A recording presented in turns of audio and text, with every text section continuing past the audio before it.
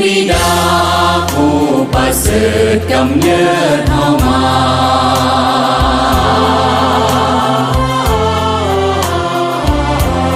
เหมือนมารดาทุ่งกายาให้กายอบอุ่น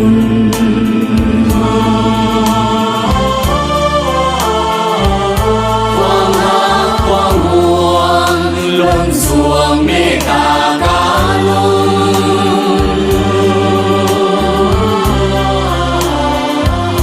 ทักมีบุญคุณยิ่งใหญ่เหลือขนา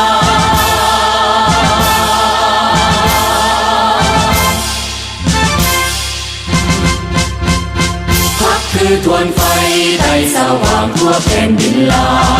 วเหมือนเดือนและดาวข่าวผุดผ่องทั่วท้องนภาสุ่มเด่นเหมือนดังสายน้ำสวยงามป่าไม้ภูผามีพักนำพาอาสาพ้นทุกข์สุขใจหาเกิดพักป่าสาสนปฏิวัติเราผู้เก่งกล้าอาถรรพ์สานใสนำพาชาติลาวเราไปสู่จุดหมายเข้มแข็งหั่งนี้ย้อนมีภาคชาติลาวได้มีวันนี้ขอจดจำคุณงามความดีจงรักภักดีเทิดทูนพระเอ๋ย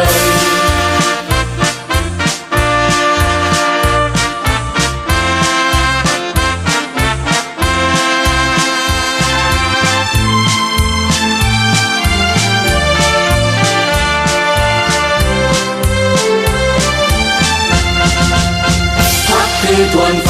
ไทยสว่างทั่วแผ่นดินลาวเหมือนเดือนและดาวข่าวผุดผ่องทั่วท้องนภาสุ่มเย็นเหมือนดังสายน้ำสวยงามป่าไม้ภูผามีพักนำพาอาสาพ้นทุกข์สุขใจหาเกิ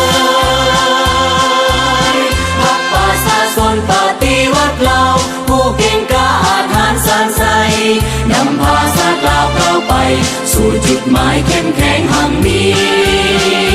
ย้อนมีภาคชาติลาวได้มีวันนี้ขอจดจำคุณงามความดีจงรักภักดีเทิดทูนพระเอ๋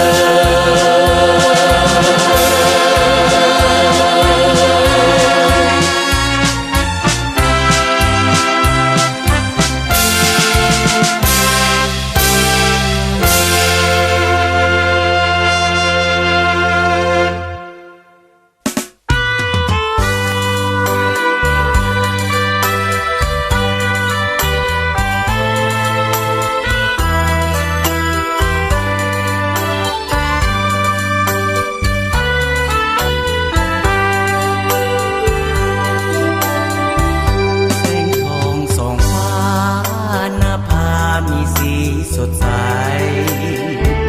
ความมืดหายไปแสงทองส่องใสเข้ามาทั่วทั้งอาณาดินลาวมีความร่มเย็นความทุกข์ยากเข็นได้วางเว้นไปไกลชาติลาวลมลุกคุกคานตั้งหลายห้อยหลังอาภรณ์ละนินวันนี้ชาติลาวจึงได้ปลดปล่อยย้อนบุญคุณของพรรคประชาชนปฏิวัติลาวชาวลาวบ่มีวันหลงลืมใดตลอดชีวิตขออุทิศไว้นำพรรคถนอมบูชาเจ้าบ่มีวันให้มองเศร้า